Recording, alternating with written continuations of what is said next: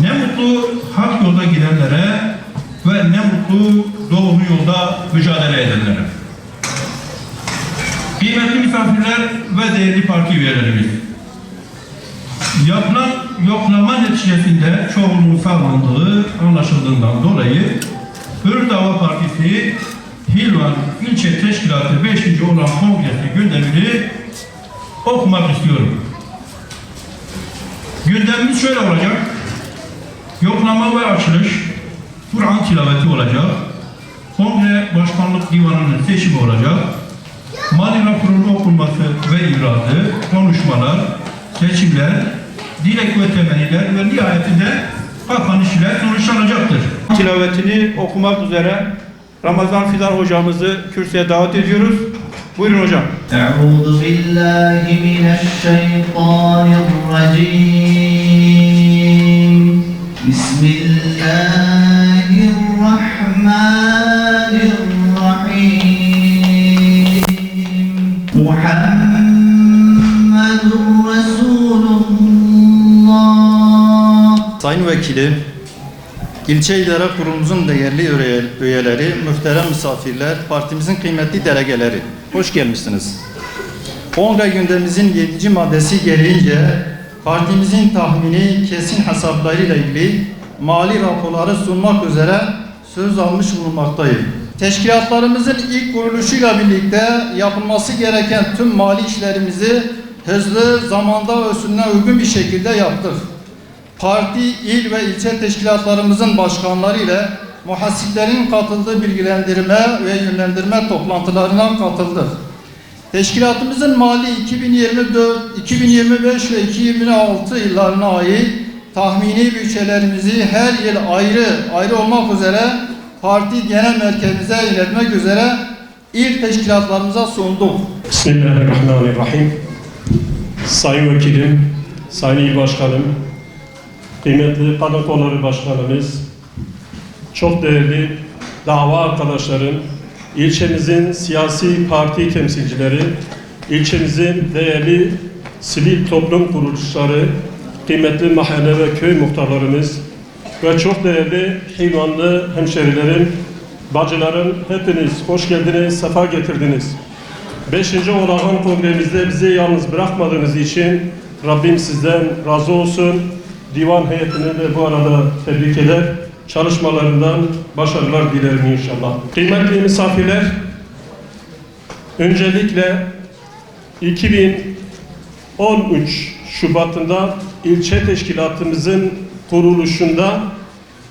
kuruluş aşamasında kurucu ilçe başkanımız Sayın Bedih Çiftçi ve 2021'de 3. Olağan kongremizde bir dönem görev alan Fatih Atakaya başkanımız ve o süreçten bugüne kadar gerek yönetimde gerekse diğer kademelerde, gençlik kollarında, kadın kollarında ve mahalle temsilcisi olarak görev yapan, bu aşamada hizmet eden bütün kardeşlerimi canı gönülden teşekkür ediyorum. Rabbim yaptıkları çalışmaları dergâh-ı izzetinde kabul etsin inşallah.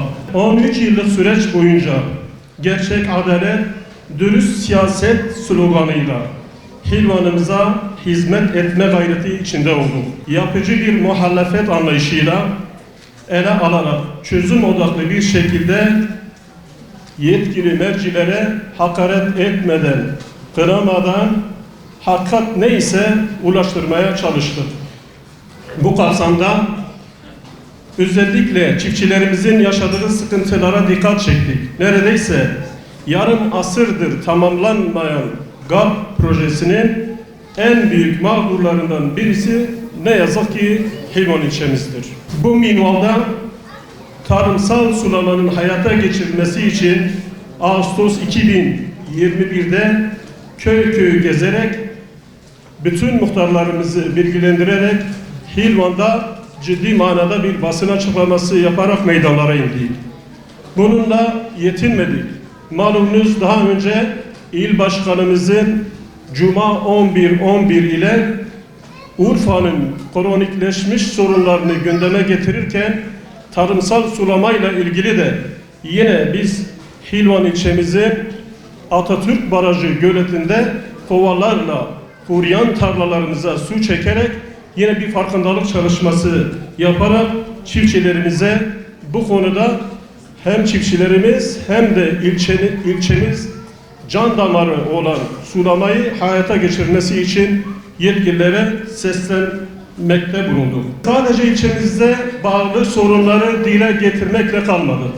Malum dünyada ve Türkiye'de oluşan bazı sorunlara da işte 2016'da vuku bulan 15 Temmuz hain darbesine, emperyalist destekli hain darbeye karşı kendi ilçe teşkilatımızla birlikte hain darbeye karşı dik durarak darbeye karşı olduğumuzu ve sonuna kadar bu şekilde darbecilerin püskürtülmesi için de meydanlara olmaya çalıştık. 6 Ekim Şubat Maraş depreminde malum birçok canımızı kaybettik. Rabbim bir daha o tür afetleri göstermesin inşallah memleketimize ve bütün İslam alemine. Burada da biz gerek sivil toplum kuruluşları gerek özellikle bölgede ciddi manada yardım çalışmaları, kurtarma çalışmaları yapan umut kervanıyla dönüşümlü bir şekilde bölgedeki çalışmalara ilçe teşkilatımızda dönüşümde kardeşlerimizi görevlendirerek o konuda yardımlarına çalışma şeklinde yardım ettik onlara. 7 Ekim Aksa tufanının başlamasıyla birlikte yine Gazze'deki Filistin ve Kudüs davasına destek amaçlı birçok program düzenledik. Günlerce çarşı merkezde resim sergisiyle adeta Filistin tarihini, yani bize belki anlatılanın tersine hakikat manadaki tarihini insanlarımıza anlatmak için bir resim sergisi ve birçok hafta yine basın açıklamalarıyla yapılan zulmü telin ederek ve yürüyüşler düzenleyerek bir farkındalık yaratarak ve emperyalist Amerika ile birlikte Siyonist İsrail'e karşı mazlum Filistin kardeşlerimizin yanına olduğumuzu deklare etmeye çalıştık ve bundan sonra da bu çalışmaları inşallah devam ettireceğiz. Bu tür vuku olan olaylarda ki Rabbim inşallah Müslümanların bundan sonra birlik ve beraberliğini nasip eder ve bu konuda Rabbim Müslümanları muzaffer etsin. Gazze'deki kardeşlerimizi ve diğer dünyanın dört bir yanındaki kardeşlerimizin de mazlumluğunun sona ermesi için biz inşallah dua edeceğiz. Onlarla elimizden geldiği kadar yardımcı olmaya çalışacağız. Ve Amerika ile İsrail'in yıkılışını da Rabbim cümlemize, hepimize göstersin. Değerli Hilvanlı kardeşlerim, bu kirlenmiş siyaset döneminde temiz kalarak, halkının faydasına düşünerek, bu konuda çalışan, gayret eden, hiçbir hesap, işten hesaba, pazarlığa girmeden, sadece insanlığın faydası için çalışan tüm teşkilatlarımızla gurur duyduğumu ifade etmek istiyorum. Kıymetli kardeşlerim, öyle bir dönemden geçiyoruz ki siyaset kurumu ve siyaset kurumuna olan güven gerçekten çok ciddi manada zedelenmiştir. Bugün mecliste de olsun veya yerel seçimlerde de olsun, milletvekilleri seçiminde de olsun, şu an meclis genel kurulunda da şahit olduğumuz durumlar olsun. Gerçekten bu halk için, bu memleket için hizmet etmek, insanlığa faydalı olmak, insanlığı dert etmek isteyen siyasetçiler her geçen gün azalıyor. Bundan dolayı biz Allah'ın izniyle çizgimizden, istikametimizden taviz vermeden sadece milletimizin, halkımızın faydasına çalışmalarımıza daha büyük başarı istikamette kalabilmektir. Biz istikamet kaybettikten sonra aldığımız belediye başkanlığı da, milletvekilliği de ve hangi makam olursa olsun aslında büyük bir kayıptır ve bu bir başarı da değildir. Bizim derdimiz ortalıkta, kürsülerde şovmenlik yapmak değil. Bu memlekete bir fayda sağlamak istiyoruz. Çünkü biz şuna inanıyoruz. En hayırlı insan, insanlara faydalı olandır. Biz bunu düstur ettik. Ve biz önümüze bir rol model koyduk. Kendimize bir örnek belirledik. Ve bu örnek de alemlerin efendisi olan Hz. Muhammed Aleyhisselatü Vesselam'ı kendine örnek kıldı ve onu rol model aldı. Bu şekilde biz yolumuza devam edeceğiz. Aziz İslam'ı kendimize ölçü belirledik. Çünkü biz biliyoruz ki yeri ve göğü yaratan Rabbimizdir ve en güzel şekilde yer ve yerin içindekiler, insan, işte ekinler nasıl ıslah edilecek yine bilen Rabbimizdir.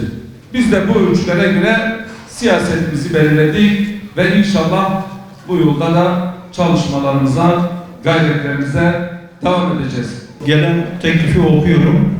Divan Başkanlığı'na Cuma Aytiş, Divan Başkan Yardımcılığına İbrahim Güneş, Divan Katip Üyeliğine İbrahim Bayram önerilmiş bulunmaktadır.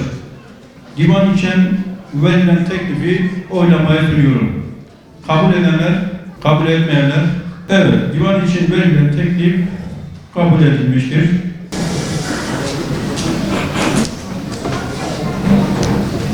Bismillahirrahmanirrahim. Öncelikle bizi bu göreve layık gören değerli üyelerimize teşekkür ediyoruz.